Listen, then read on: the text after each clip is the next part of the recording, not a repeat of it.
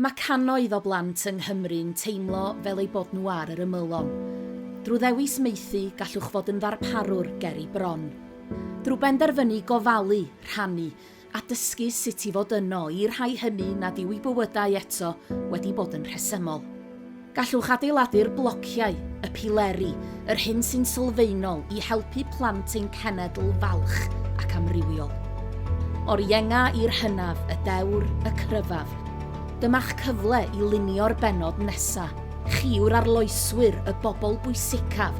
Y bydd cyfnodau anodd mae gennych chi'r cyfle I newid trywydd. Magwch amynedd, gobaith, cariad a ffydd I gadw'r rheini mewn angen yn diogel.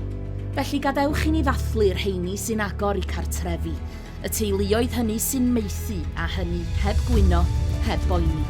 I'r arloeswyr sy'n dysgu sut I addasu, I bobl Cymru, arnoch chi rydym yn dibynnu.